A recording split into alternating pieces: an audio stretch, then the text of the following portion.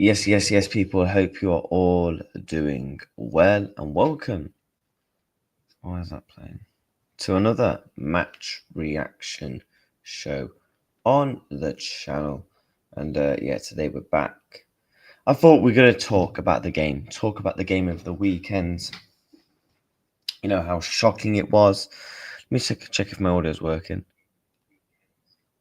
Yeah, audio is working fine. Okay, mate. Okay. Right, audio is working just fine. But yeah, bless up to everybody that's already in the building. Smash up the like button. Make sure you're subscribing to the channel. And we're going to get into that disgrace of a performance that we witnessed Saturday evening. And the disgrace that of what's been going on this season in terms of the way that we've been playing. And now that we're actually starting to lose games. Because I mentioned this a couple of weeks ago. And I said this for weeks and weeks and weeks. Don't get me wrong, last minute winners are great. The adrenaline, the memories. Oh my god, last minute. Do you remember the last minute winner against blah blah blah? Yeah, they're nice. However, they're not sustainable.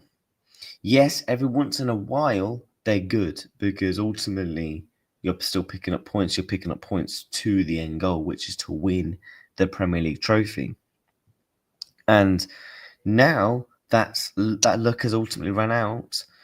We've lost 3 games on the bounce. 1 game in the Champions League, 2 games in the Premier League. We need to fix up because if we don't fix up, we will fall behind. And I don't know how much more I can make it obvious because if we look at this Premier League table, yes, people will say, look, we're in second place. Cool. If we actually look at the goals that we've conceded, 9 goals this season, that's more than most teams. Palace have conceded 5, Everton have conceded 7, Sunderland 6. We've only conceded 2 less than Man U. Sunderland, 5, Villa have been dreadful, 7. Like, we're nearly down there with the most conceded goals in the league this season. It's not great. And obviously, we've 5 wins from 7. If you'd have said this to me with how poor we would have been, etc., I would have probably have bitten your hand off and said, yes. Please, thank you very much. Because genuinely, it's shocking, people. It's shockingly bad right now. If we go to our fixtures, 3 losses on the row. Palace, we could have been 3 or 4-0 down at half-time, and that's no joke if it wasn't for Alisson. Galatasaray, I feel like that should have been a 0-0 because it wasn't a penalty conceded by Dominic Szoboszlai. It was not a penalty, in my opinion. And then also, if we look at it, Chelsea, yeah, we're crap. If you go from the start of the season when we started playing Bournemouth, now I know a lot of people now, but oh my god, have you seen how well Bournemouth have been doing this season? We were 2-0 up.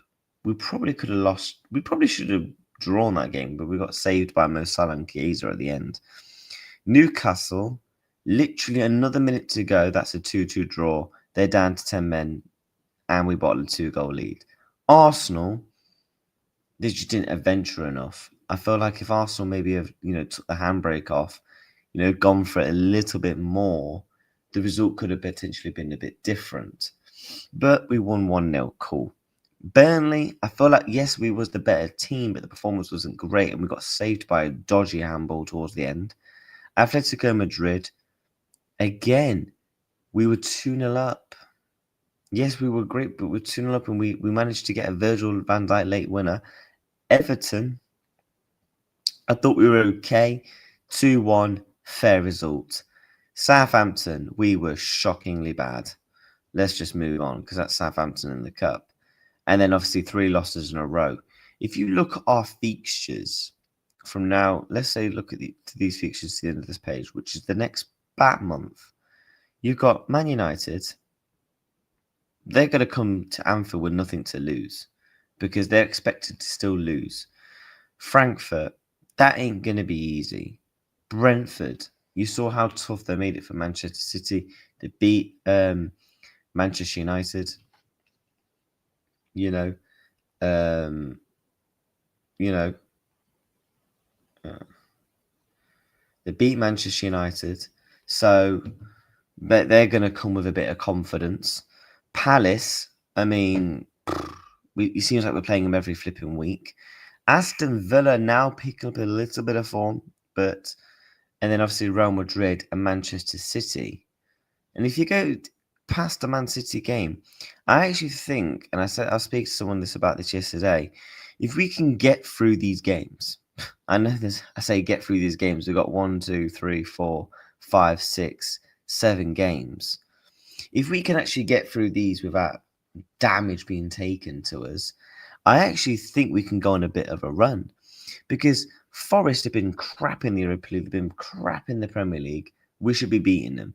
PSV, no offense, we should be beating them. West Ham, they're shit. We should be beating them. A 2:05 kickoff, what an interesting time to kick off. 5 minutes past 2. Sunderland, they've been decent, but we're at home. I expect us to beat anybody. Leeds, I expected us to win. Inter's Champions League, bit different. And obviously, Liverpool is Brighton. We know what Brighton can hold. Tottenham, we don't know. And then we've got, after that, is 2 kind of okay fixtures. I actually genuinely believe if we can get through these next 7 games, I think our run into that Christmas period is looking very favourable and actually quite good. I'm going to get into the chat. So if you are new, smash the like button and make sure you are subscribing. Don't want to brought that up. Big up Reacts and chat, smash the likes. Yeah, big up to you. Bless up to PL Champs. Your Reacts, honestly, thoughts on the performance. That was shameful and shocking. We'll dive into it a little bit more, mate. We can't lie here. Can't carry on like this. Only one good semi-performance. That was Atleti this season. I agree. Even in the games we won, we should have lost, drawn, /loss. I agree. Size drop off in terms of non-penalty GX. XA per 90 is massive. He's our last ranked forward behind Chiesa, Isak, and Hugo and Wirtz. Yep. Smash the likes. Yeah, smash the likes. How do we fix this? Well, we're going to dive into it in terms of how do we fix it, because I think, God, there's many things we can do. He led all forwards, both XA and GX and per 90 last year. It's both him and the triangle around him. As a result, we are 4th for the non-penalty XG plus despite leading the league in Pro C and Pro B. Love the stats there, mate. Arsenal have relatively easier fixtures than us. Also, the team that goes more in UCL will have more to do in consistency. Yeah, I agree. I genuinely think, do you know one thing, chat? And I don't know if you will agree with me. You know one thing that will actually genuinely fix? I'm not saying fix. You know what Liverpool need right now? An Anfield game. We need an Anfield game. I genuinely think we need an Anfield game. And I think that one of the reasons why an Anfield game will help is because the Anfield crowd won't allow that. Everyone has now seen how poorly Liverpool have been this season. We have now seen how poor we have been from the start of the season till now. I think we played 10 games? 2 games in the Champions League, a League Cup game, and 7 Premier League games. Right? I genuinely think an Anfield game will help because, getting back in front of your home crowd can also be the start of stuff. And I actually genuinely think the Man United game couldn't have come at a better time, because that's a game where everybody is going to be up for it. Fans, Anfield, the players. If we don't get up and show something against Man United, then I'm sorry, serious questions need to be asked. Because it's not like this. This isn't 2022-23 where we had a crap midfield. This isn't 2020-21 where we had loads of injuries. Yes, we've got a couple at the back in Giovanni Leone. Gomez is just simply not match fit, etc. But this isn't those type of seasons where our team needed massive overhaul. You break this team down. If I can genuinely, Alisson starts for every single club in the Premier League. Kirkes starts for, I would say, a fair majority. Virgil van Dijk starts for every club. Konate, when he's actually not being a prat, Starts for most clubs, probably barring Arsenal, to be honest with you. Frimpong starts depending on your systematics. Same with Conor Bradley. Depending if you want to add Szoboszlai in there. I think Gravenberch starts for every single club in the league. I think when Florian Wirtz is actually playing well, starts for probably every club in the league. Hence why Manchester City wanted him. I think he's better than an Odegaard. I think he's better than an Eze, in my opinion. You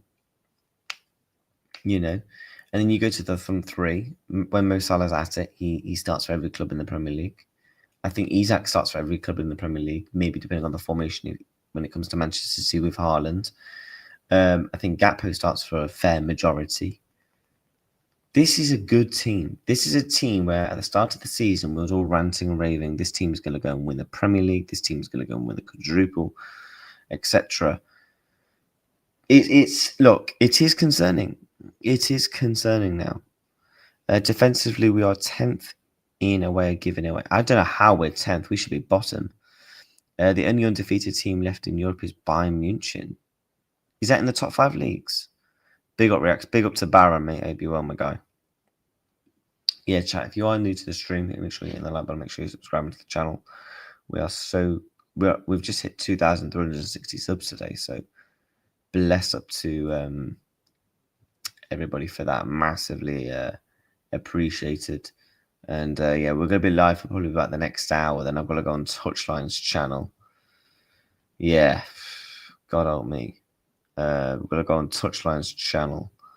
We're going to do a show with him. No doubt. Oh, my days. I've just seen Touchline's stream title. Liverpool cooking, Isaac Newton, Stinker and Hooked. How is that Stinker and Hooked? He got an assist. What? Agree, Anfield game would help with the motivation and small margins. By we lose big games. I agree. I genuinely think an Anfield game is gonna massively help us. Massively. I genuinely think an Anfield game would be massive because we won't be allowed to play that poorly against Manchester United. We won't allow ourselves to play that poorly. But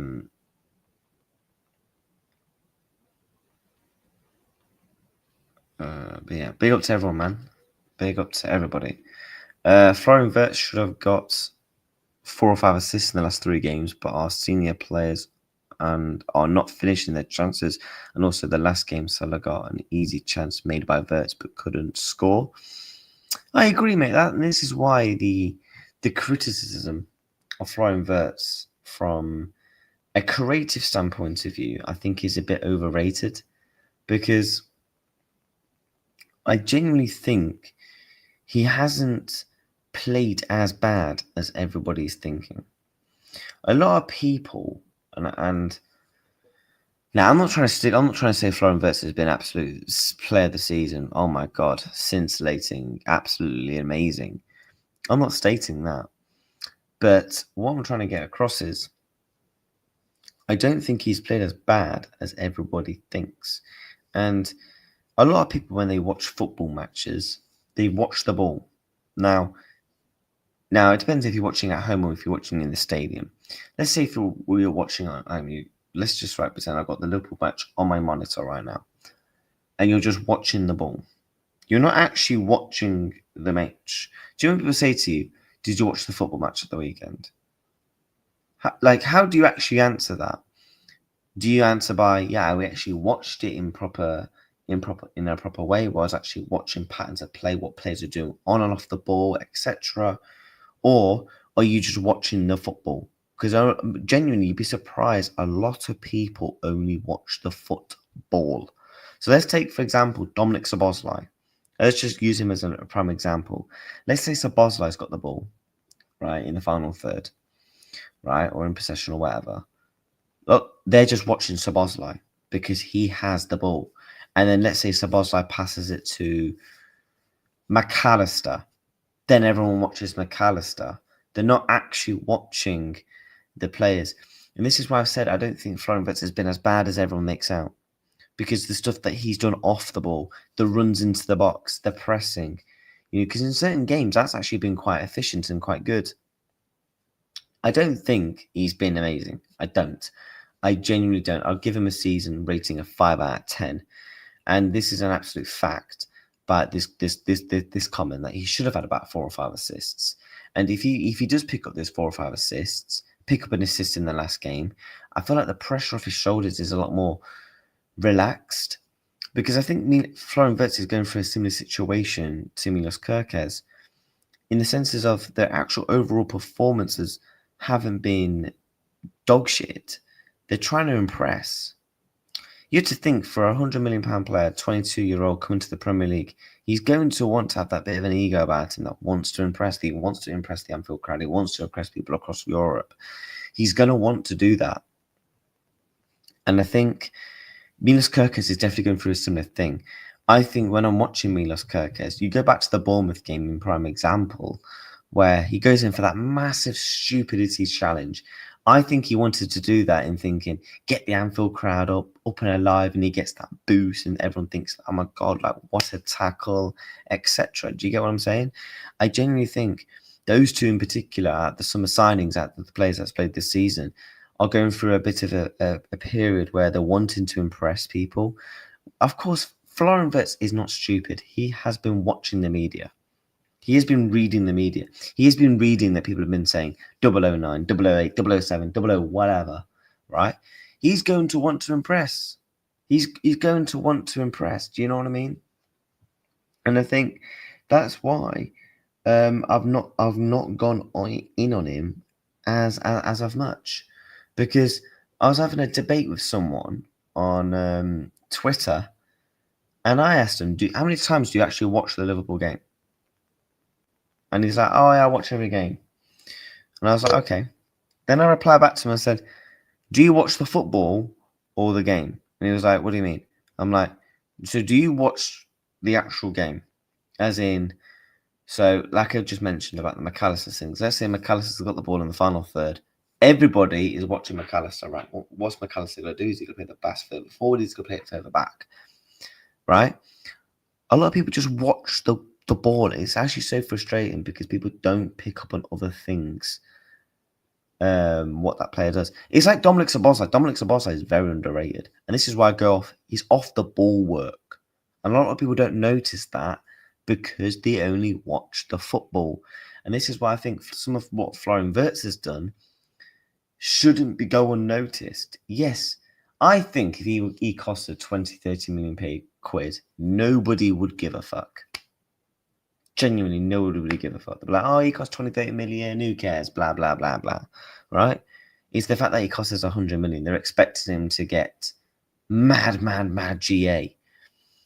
If you actually watched him at Bayer Leverkusen instead of reading the stats, his GA wasn't even that mind-blowing. It was good, and it was more for what he did in the overall system, the overall play for Bayer Leverkusen, as to why people rated him when they actually watched Leverkusen. And this is something I mentioned in the summer when people were mentioning he could be our Kevin De Bruyne. First of all, there's only one Kevin De Bruyne in the Premier League, in my opinion. And second of all, they're nothing alike. They're probably the complete opposite in terms of how they are as tens and how they are as players and how they are in terms of versatility. So I never understood that comparison, if I'm being honest, as well. But yeah, bless up to everybody in the chat. Let's get back through some of your comments. United must win game or heat goes off. At least we've stopped scapegoating. Exactly. That's why I'm so happy that people are actually waking up to the bigger picture. I'm going to mention to you one thing that I think would genuinely, I won't say it fixes everything, because I think there's a couple of, I can name you 3, 4, 5 things that's going wrong for us at the club, right? But in terms of, I'm going to name you one simple thing, and I think it would genuinely solve 40% plus of our problems. Let me just catch through the chat first. We still don't have a starting right back. Bradley's not good enough at this stage of his development. So Szoboszlai is the only serviceable right back. I think that's definitely a problem that we're going through right now, is that We don't have a right back where we can be like, that right back is going to play. We don't know. 1 minute Szoboszlai, you sure? Because I watched the game and I saw the screenshot. Now I forgot to screenshot it because I was watching it in the pub. But Sky Sports basically posted like a graphic of Liverpool's right backs this season. In like Newcastle at home. Newcastle, we're playing this Szoboszlai. At Bournemouth, we're playing Frimpong. Burnley, we're playing Conor Bradley. Do you know what I mean? It's like, I think that's a massive problem. Big up to Yasser in the chat, mate. Hope you're well, my guy. Hope you enjoyed the victory in it. Chelsea fans, bless up to you, my dude. We've strengthened our central forward areas but collapsed in wide areas because current and new players aren't performing. I agree. And I said this, when Luis Diaz was sold, everyone was like, oh my God, yes, we've just made 70 million. Big up to Richard Hughes. Yes, big up to Richard Hughes for that fantastic piece of business and getting the deal over the line. But there is also still underlying questions to that because we should have brought a winger. And I said it on deadline day. Any you man that watched the Bayern View, bless up to Liam, if you're watching, probably won't be awake because he always wakes up about 3 p.m. in the UK. But yeah, bless up to you, my dude. I said on his deadline day stream, and he said, "Reacts, thoughts on your overall transfer window? Are you happy? Are you gassed?" I'm like, yeah, of course we are. We signed Isak, we signed Wirtz, we signed players that we needed in Kirkes in the fullback areas. But I said I also wanted a winger. Genuinely, I gave the window an 8.5. What would have made it a 10-10 would have been a winger and a centre-back. A centre-back is being proven to be the case that we needed one. And the reason why I wanted a winger was to also go and watch that Chelsea game back. Watch Cody Gakpo. And watch that Chelsea defence especially. How many times have we seen this season where on that left-hand side, where we've left teams for dead, there's no space on that left-hand side, Gakpo's in on the attack, he hasn't got the pace to blister teams. Gakpo is a very technicalized winger, versatile player. I love Cody Gakpo. I think he's so underrated. Especially in the Liverpool fan base. And that Chelsea game, we were screaming for a Diaz, screaming for a Chiesa, a player that's going to pick up the ball, touchline winger, and go at their men, go at that team, go in, maybe tuck an edge on the edge of the box, have a shot on goal, this and that. We missed Luis Diaz in that game. We missed Chiesa. We had him on the bench, but we didn't bring him on. Genuinely, we would score so many more goals this season if we had that blistering, attacking, technical winger who can do what Luis Diaz and Chiesa can do. Because that Chelsea game was screaming out for a Diaz. I genuinely think if we had Luis Diaz in that game, we win. Pure and simply because that Chelsea team defense, 1, is not great. 2, had acres of space in behind. And 3, don't know how to deal with technical, fast wingers. We get into some more of your comments. Bless up to the chat. Smash up the likes. We have a very tough fixtures in November and December, both in UCL and Premier League, including Madrid, Inter City, and more. So we have to do better. Facts. Robertson around most goals we concede. I don't think Robertson's actually been that bad this season. I don't know if that's controversial or not. I think your defence was bound to collapse because even last season it didn't look good in the slightest, but you had more control of the game. I agree with you. Now I'm going to big up to Brian for that comment. Once I catch up with the chat, I'm going to link back to your comment, mate, because you're thinking what I'm thinking. Every Liverpool fan is missing Diaz right now. He was one of my favourite players from Liverpool. Facts. Big up to Hannah, mate. Big up to you, mate.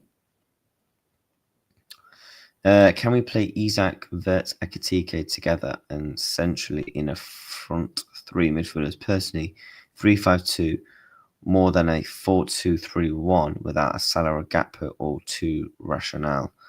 But I think the thing is, I would like to see it for a one-off match, but how consistency are we going to see something like that? Because we know we're not going to drop Salah for many games. So I would like to try stuff like that, but I don't see it. We lost the match. Even Chelsea didn't even have their main players. Imagine if they had their main players. Bro, beating Chelsea at the bridge is going to be a dream for the bird. Just a dream always. I don't know what you mean. But yeah, I want to bring back up Brian's comment about the collapse of our defence. You know one thing, chat? And I said it every single match reaction. I said it and every single preview. Watch the previews, watch the match reactions, watch the shows I've been on and stuff. One thing that would fix this Liverpool team by at least 40% is revert back to how we was set up the midfield last season. Watch that Chelsea game back. Or actually not even about the Chelsea game. Watch that Caicedo goal specifically. McAllister tries to go man for man.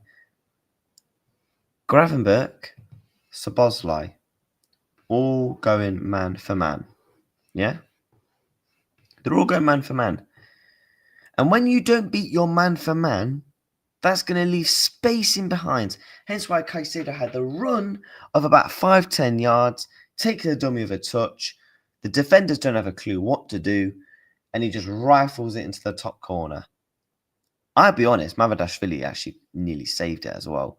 And to be honest, I think I'm not taking anything away from his goal, but I genuinely think we on another day, I think Mamadashvili or Alisson actually saves that.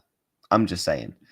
But what this is Gravenberch in particular. Now, this is nothing on Ryan Gravenberch. I think Ryan Gravenberch has been one of our best players this season. I think anybody will agree.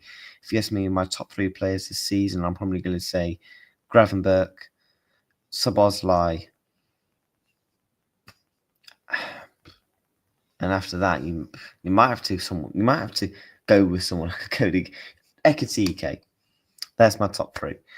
Gravenberch. What is a Gravenberch?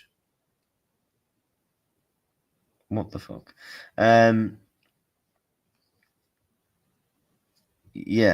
Maka. Yeah, where Maka literally tries to go man for man and then Caicedo skips past him. Genuinely, and now this is the one thing that we need to do. Ryan Gravenberch's playing like this free-flowing Paul Pogba type role. I'm not trying to compare them as players. I'm comparing the role, right? Before anyone says, oh my God, you're comparing Gravenberch to Pogba. Oh my God, look at this tit. No, I'm comparing the roles. You watch Paul Pogba when he was at Juventus and at Manchester United. Paul Pogba never really had a specific role. That is Paul Pogba's job. Paul Pogba at many times had the control, the free flowing of the mid. 1 minute it would be dropping back, picking up the ball, going off the half turn, taking a couple of man on in the midfield, skipping past a couple of few because he had the technical ability to do so, just like Ryan Gravenberch does. And obviously he can get involved in the attack. Hence why you've seen Gravenberch pick up a couple of goals and assists and bits of a play in the campaign so far this season. Genuinely, if we go, I love Gravenberch. I want him to go back to the old role. I want him to go back as the sweeper six, splitting the two centre backs at time, effectively creating like a back three when defending, etc. So sometimes when you used to see Gravenberch split the two centre backs, the prime example was Fulham at home when Robertson got sent off. Gravenberch was effectively used as a centre back. I'm not saying play Gravenberch at centre back. That's what I'm saying. Gravenberch needs to go back to the old six role that he was playing last season in the double pivot. You either play Gravenberch with Szoboszlai, McAllister, whoever, and you go back to that double pivot role that you was doing last season. That's genuinely what I would do, because what that would actually help with is One, there's not so much space in the midfield because we're not going to get cut to pieces. You're going to have a 6 in front of you that's able to cut with the play, able to defend, while also having Szoboszlai, McAllister also help out and chip in, like you saw last season, because they do. A lot of them do have the physicality to be able to defend and play the double pivot role, because all 3 of them can play the double pivot role, or even a Curtis Jones, whoever you want, right? Genuinely, that solves 30-40% of our problems, because we're not going to get cut to pieces in the midfield. We're not going to get constantly bypassed. We're not going to concede goals like we did against Chelsea at home, because Caicedo's not just going to have the run of the midfield for about 5-10 yards, because he's just skipped past McAllister like he's in a skipping rope, and you got the other 2 midfielders who have just been left for dead. I genuinely think and also bring back the high line a bit as well. Let's get into some of your comments. According to you, who should play right wing when Salah will go AFCON? Should it be Frimpong, or who do you think? Federico Chiesa, in my opinion. Vinny, by the way, he's fine in form just in time. He's smelling that Liverpool match from a month away. Yeah, I'm sure we'll see, mate. Bro, how Birds couldn't beat the Lions without a centre-back. That was shameful. We know it was a shameful performance. There's not really much more we can, say on that, mate. It was. We know it was shameful. We know it was. I think every man and his dog will know that was not a great performance. It just wasn't. But it is what it is. I don't know what else we can do.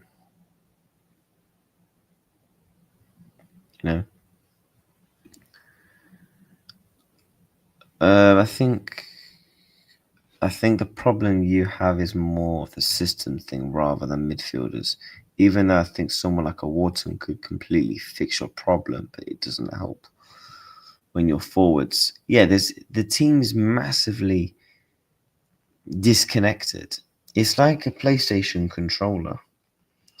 So my PlayStation controller is charging. When you take out that charger, it disconnects when it's dead. That's the team right now. And giving the ball away, I'll accept everything from that match, but that Caicedo goal, I'll be honest, that goal we even conceded to Esteval was a concern. I actually think some of our attacking, that Salah goal, where Salah almost scored, and Wirtz almost got the assist. That frustrated me because it wasn't a great attack. It wasn't great. It was rushed. It was panicked. It was just disconnected. The balance just felt completely wrong. Genuinely, yeah. Yeah, Robbo should have done better for the Esteval goal. 100%. I'm sorry, you shouldn't be conceding goals at your near post just like that. No way on earth should you be conceding goals just like that on your near post. Sorry. No. You shouldn't be. You simply should not be conceding goals. Anything like that, in my opinion. Let me get back through the comments. Yeah, giving the ball away and constantly losing duels. Yeah, again, I think that's coming down from the midfield as well. Me personally, I think the midfield is the biggest problem right now. If you go from the defense, attack, and that, I think the midfield is the biggest problem. Because, like I said, if you do what I did with, if you do what I say, what we've done with Gravenberg, I genuinely think that solves 34% of the problem, because we're getting bypassed. Gravenberg and McAllister in the midfield as a double pivot, doing what we did last season for the first massive, huge portion of the season. Hence why our games were well controlled. We were killing teams with passes. We can kill them with possession. And then we can go and we can see how many times last season did Liverpool win 2-0, 1-0, 2-1. because they was able to, because the way they were set up with the midfield, the way they was able to set up through possession. So for me, I want to go back. I'm not saying go back to the old midfield. That means, oh yeah, Florian Wirtz gets dropped. I want to go back to the style of playing and how we set up systematically with the midfield. Salah was playing cricket in that match, hitting sixes every time he got the ball. What do you think Slot has to do to get the sack? Not saying sack him, but what is the bare minimum? Are you basically asking what would happen for me to get the sack? Is that what you're asking? I think if you have Wharton, your players don't constantly have the urge of passing the ball to Salah and Gakpo. I think I'll be honest with you. I think what's going on with Mo Salah right now is, I think one thing that's not helping him is the right back situation. I think the right back situation is not helping Mo Salah at all. I think, and I'm not talking about from a creative standpoint if you're getting the ball to him. Dominic Szoboszlai, all three right backs have different roles. If Frimpong goes further forward, that helps Salah with the running ability. He's not having to constantly run. He's not having to constantly press, etc., or track back. If you have a Szoboszlai, he doesn't have to track back because we know Szoboszlai has the engine to get up and down the pitch, and he can go into midfield and help out. Conor Bradley, again, is just more of an overall right back. I genuinely think the right back situation is massively hindering Mo Salah's game, to be honest with you. I mean, what is Mo Salah's stats this season? From a GA standpoint of view, 2 goals, 2 assists. I actually still think he'll get 20 goals because I don't think Mo Salah will be this poor for this whole season. And I do think at some point we will get it right. And when it clicks, it clicks. I do think Salah will still get 20 goals. I still think he'll have a respectably good season for his standards. I'm not sitting there thinking, for God's sake, Mo Salah's going to finish the season on 6 goals. No. I'll do it. I think we'll probably see maybe, yeah. And I also think this international break chat couldn't have come at a better time. You're missing Trent massively, so do we, bro. We are so slow on the ball when Trent ain't playing. Look, as much as I hate what Trent Alexander-Arnold did, I do think, yes, in certain aspects we are missing him. The midfield is not working. That is the reason why Salah is not able to impact the game. I agree. I see Isak getting flamed for 4 touches but doesn't get given the ball. It makes no sense. I agree. And one thing with Alexander Isak is people have to remember this guy hasn't played. How many games has Isak played for us? Isak has played 3 games in the Premier League, 2 games in the Champions League, 1 game in the EFL Cup. 6 games, 1 assist and 1 goal. I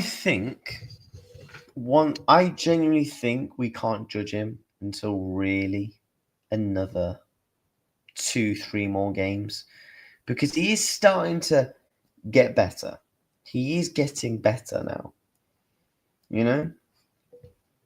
That's why I'm not going to go in on him completely. Like most of our fan bases are. Which, in all honesty, I don't kind of get the narrative as to why we're going all in on him. I really don't. But that's football fans for you, isn't it? Though that is football fans at its complete finest. Shock. But no, look, chat. If we be honest, it's not great right now. The left back situation, I actually think Kirkes And I'm going to go back to the Florian Wirtz thing we'll talk about. I actually think what Kirkers needs to do is just relax. I don't think we go truthless. Bro, you signing Isak made no sense at all. He's not your typical striker. He benefits from the most team that plays end-to-end football, and that's what's hurting your defense. I disagree, though, because, Baran, I respect your comment, right? Big up to you. But even when Ekitike has played when Ekitike has played, right? Even when Ekitike has played, we've not been great. And I know you think he's been good for us so far. Bro, I told you beating Chelsea at the Bridge is very difficult. Isak didn't have a preseason at 100% fit. Big up to QT mods, mate. I hope you're well, my guy. Hope you are doing fantastic. But yeah, bless up to everybody in the chat, man. We're on 14 likes. Let's see if we can push these numbers to 20. We're gonna try. I want to try and potentially end this month on 2.4k. So if we can try and potentially do that, that would be absolutely fantastic. If we can do that, we'll stay live for another 20 minutes or so, and then yeah. But no, let me know, chat. Where do we go from here? I mean, first of all, this was the team that actually played. One thing that wound me up in this game, now if we're speaking more on the game, one thing that wound me up is I love Wataru Endo. Why we bring on an Endo? The game is end-to-end. It's basketball. Any team could win it. And we bring on Endo, and he wasn't even great. We should have... what has Chiesa done? Do you know what, chat? I actually would have brought on a Frimpong as well. Do you know if you said to me, pick your 5 subs, I would have said, okay, Wirtz, I get it. I would have said Wirtz, Jones, Ekitike. I would have said Frimpong and Chiesa. Based off how the game was going, that's what I would have done. Because it was end-to-end. I think Konate has been shit, but we need Gehi. No, I'm not saying it's Isak that's causing the problem. I'm just saying been unlucky because it's in this environment where he could flourish. I think Isak will do very, very well for us. I am not concerned. The thing is, Isak does have the capabilities of being a local player, because one thing that him and Ekitike have very similarities of is their build-up play, their creativity, their off-the-ball movement, their finishing ability. Both of them have all those traits and, accolades. Oh, big up to Isak, though. I actually got... Look what actually came the other day. Let me show you. This is what came the other day. My lovely Isak kit. Love that. I've worn that kit twice. Galatasaray and Palace, and we lost. I'll tell you one thing, yeah. Every time I get a new Liverpool kit, for some reason, the first time I wear it, we lose. I might just... who knows? It might be I might be the kit curse. What happened to Konate? What's this injury? Apparently, he felt something from what I've seen. Why Slot didn't start Chiesa? What has he done? Honestly, I don't think anybody could tell you, to be honest.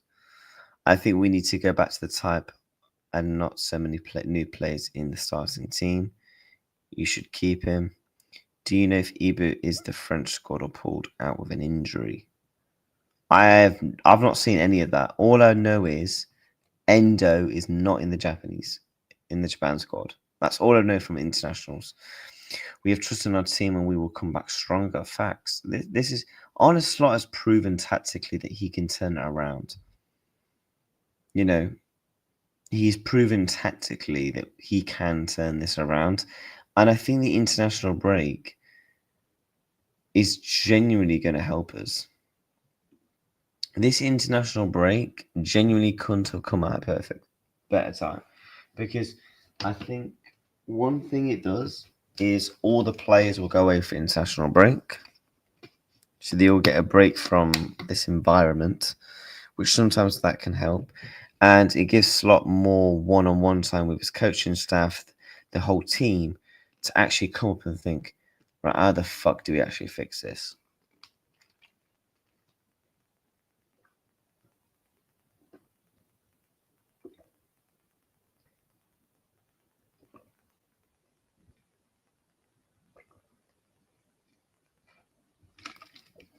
Do you know what I mean? So I think, yeah. No, I don't think we'll sign him either. I actually think, guys, I'm still sticking by my guns. I still think Canate will stay at Liverpool Football Club. Hope no one gets injured on international break. Yeah, I mean, you know what? I'm actually going to check. Was Joe Gomez on the bench? Wow. I've just realised Joe Gomez was actually on the bench. I don't know why we don't bring him on. I really don't get it. I don't get it. It genuinely baffles me.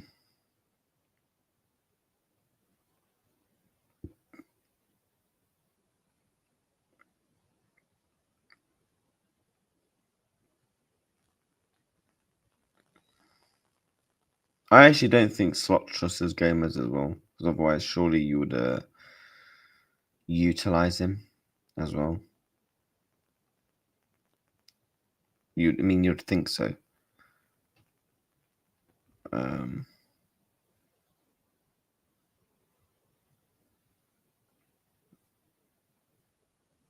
You would think so.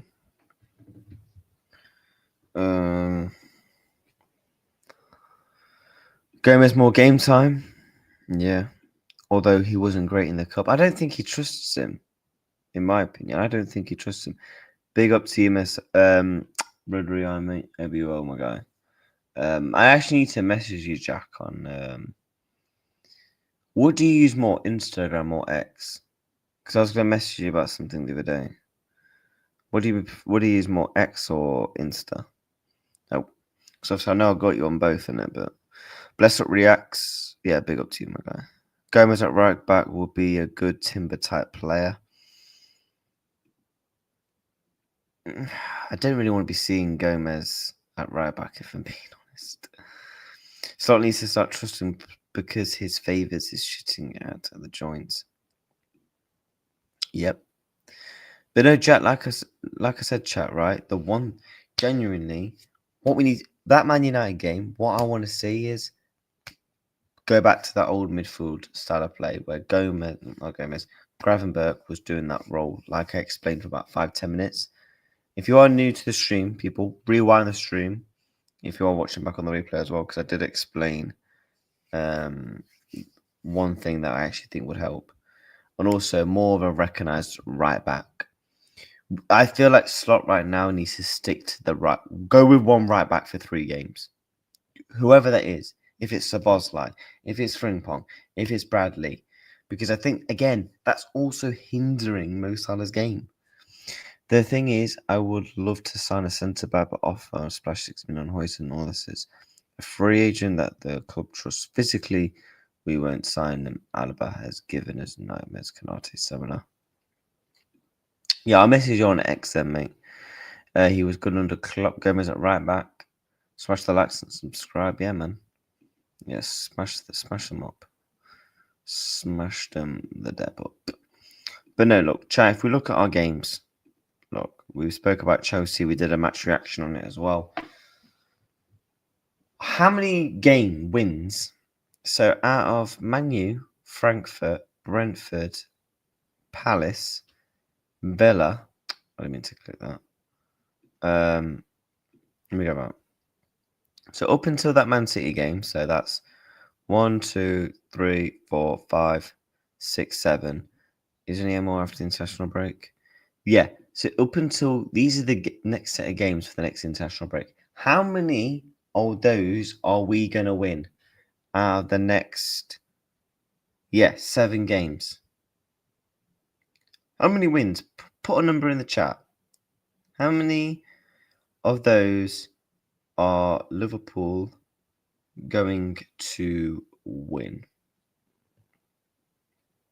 And I'll get to it in a minute. Out of those 7 games, just let me know. Are we going to win?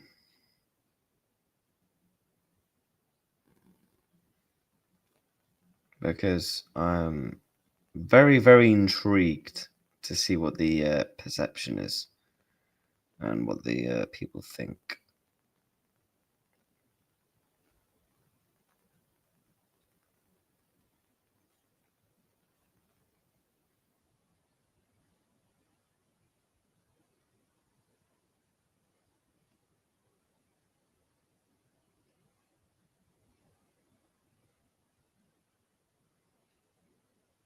Right, let's get into what the people think. 7. I think we can win 7 out of 7, you know. Okay. 5, 7. Poll who wins the Prem. 4 wins. I said it previously with you've played. We're looking to win 3 or 4. 3 draws. What do I think? I think we'll beat Man U. I think...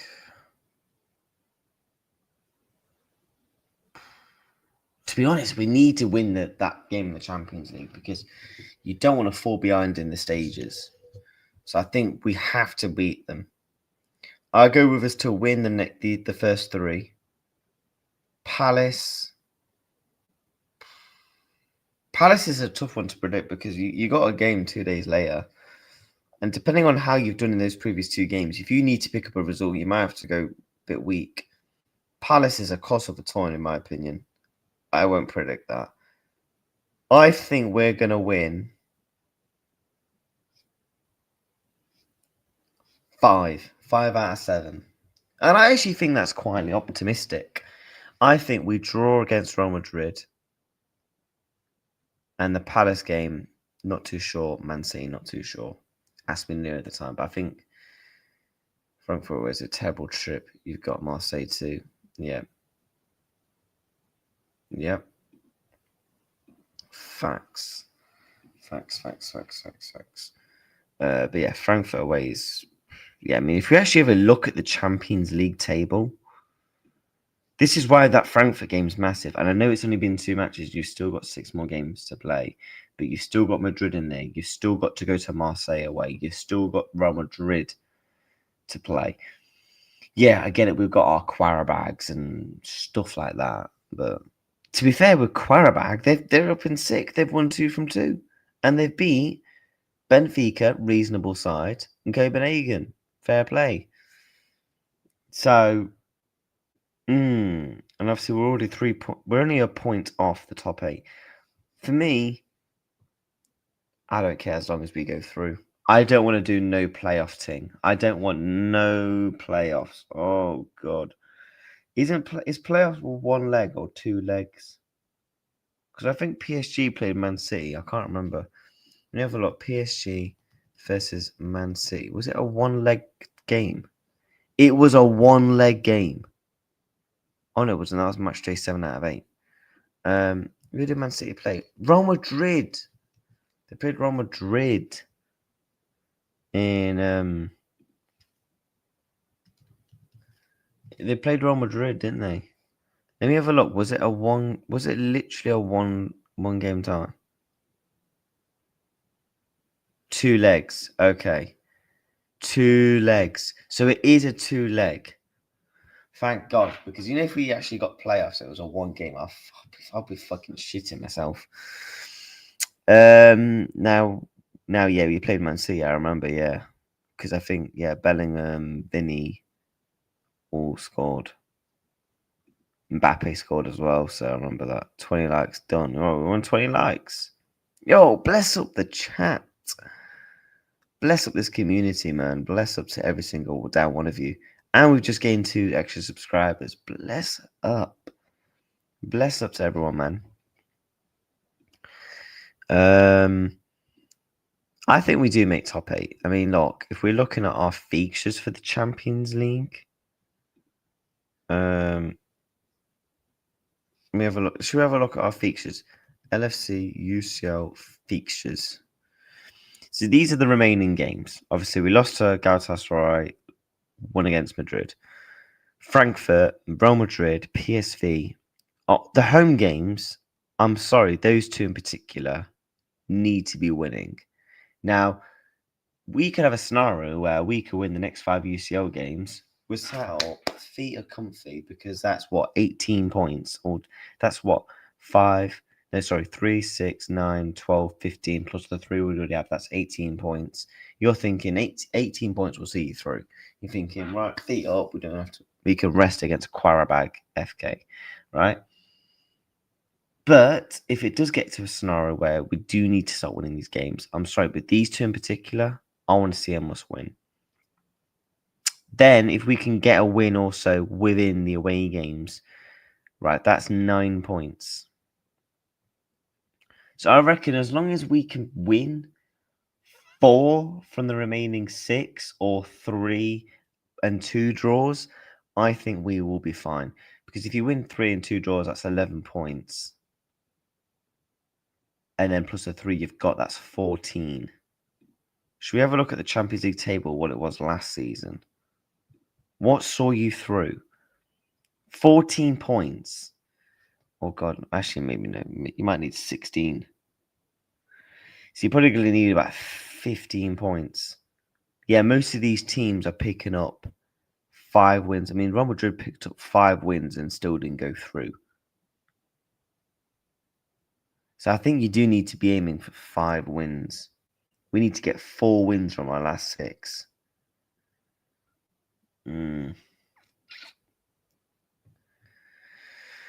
Although there is teams in there like that have lost like 2 games. Like, for example, Lille, when they qualified, they got two losses and a draw. They still qualified and got 16 points, but they won the 5 games. So as long as you get 5 wins, you're fine.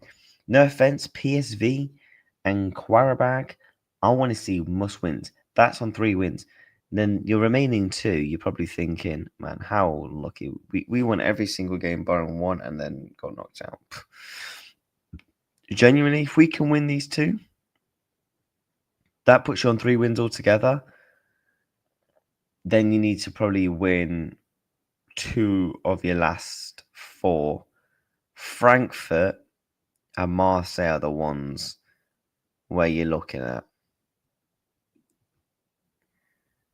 Yeah, you need about 16, 17 points to qualify. Yeah. What is Qarabag's fixtures? They're third in the... I don't know how you pronounce that. Qarabag. I just want to have a look at Qarabag's stadium. How big is that stadium? Fairly big. I mean, Frankfurt...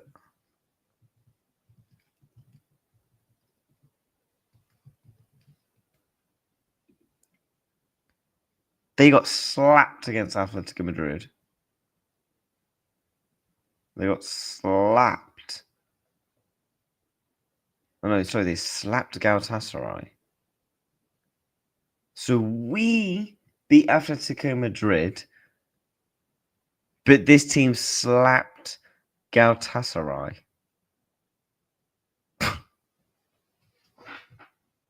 Oh, man. Where's the table again? I mean, look, you'd expect Bayern and Real Madrid to qualify. Same with PSG. Arsenal as well. So you kind of only leaves you with 4 teams. You'd expect. Because you'd expect those 4 teams, I don't know about Inter, but Arsenal, PSG, Real Madrid and Bayern, to at least gather, another 10 points? Do you know what I mean? That's what I mean, man. That Frankfurt game's is big. It is big because you don't want to be going on 4 points from 9. 4 points from 9, and then all these teams, let's say if every single one of these teams all win, Some of these are going to 9. Some of these are going to 7. And you don't want that with 5 games to spare. You just don't. Let me catch up with some of this chat and then we'll wrap up.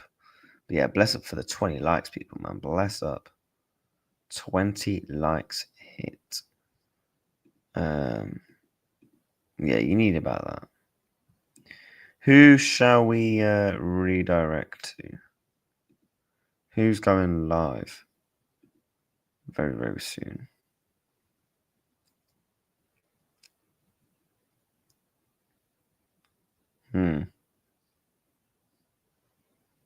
Literally no one's going live. Oh, fair enough. But yeah, bless up to everybody, man. Thank you for a good stream. Good hour stream today. We will be back. I'm going to do a video tonight and a couple of YouTube shorts. So yeah, you've got plenty of content. That match reaction actually did very well. 1.7k. Big up to everyone for that. What's my most popular video? Oh, that. Big up to Grav. But yeah, chat. The content is well and truly back on the channel. So yeah, we're gonna go live tomorrow at 1 o'clock. We're also doing the career mode tomorrow. You'll also have a video as well, alongside corresponding with. We do daily shorts as well, so go and watch the shorts. And yeah, we'll be back tomorrow with another live stream. Big up to everyone, man. We will be going live on Touchline's channel. I don't know if he set up the stream. I just typed his name and it didn't come up. We're going live on Touchline's channel about 3:30, I think it is. He's going to try and cook me, but fuck United. Yeah, the Reds will be back. I have faith. Bless up to everyone, man. And yeah, take care. Have a beautiful week. It's a Monday. Have a very productive week. And yeah, take care. Peace.